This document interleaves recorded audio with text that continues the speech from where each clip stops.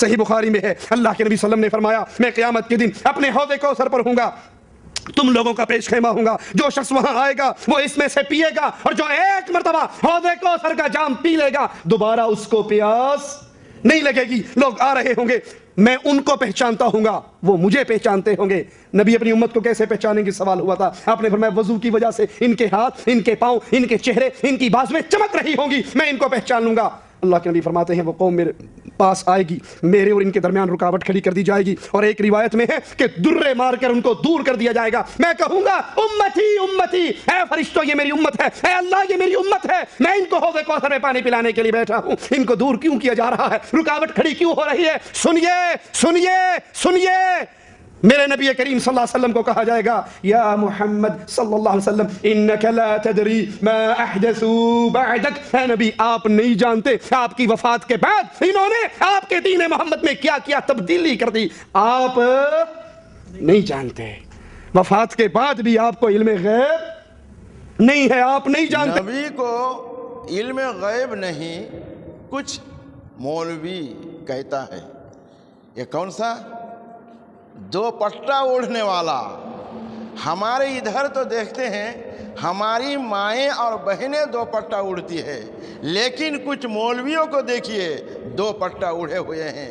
دو پٹا جب اڑ لیا نا تو اس کا سر موہت ہو گیا، اس کا دل و دماغ موہت ہو گیا، گھیر گیا، اور کچھ نظر نہیں آتی ہے انہیں۔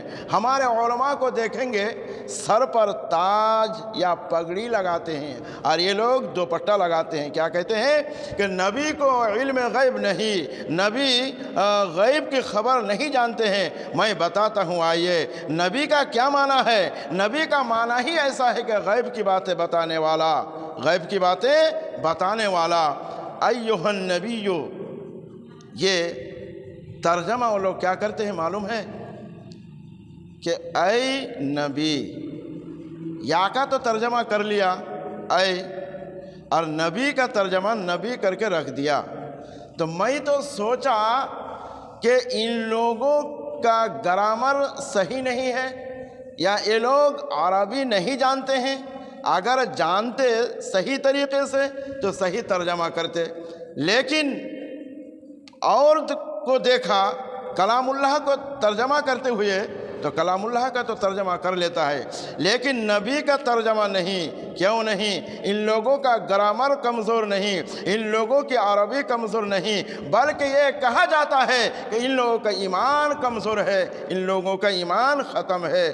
آئیے ابو جہل حضور علیہ السلام کے زمانے کا ایک کافر جس کو ابو الحکم کہا جاتا تھا، بعد میں اس کو ابو جہل کہا گیا، انہیں بھی معلوم تھا جو نبی ہوتے ہیں غیب کی خبر بتاتے ہیں، وہ ایک مرتبہ مٹھی میں بھر کر کچھ کنکر کو لے آتے ہیں، آقا علیہ السلام کی بارگاہ میں آ کر کے عرض کیا کہ اے بھتیجا میری مٹھی میں کیا ہے۔ انہیں بھی معلوم تھا کہ جو نبی ہوگا غیب کی باتیں بتائیں گے، انہیں بھی معلوم تھا۔ میرے آقا نے کہا اے میرے چچا میں بول دوں یا تمہاری مٹھی میں جو ہے وہ بول دے؟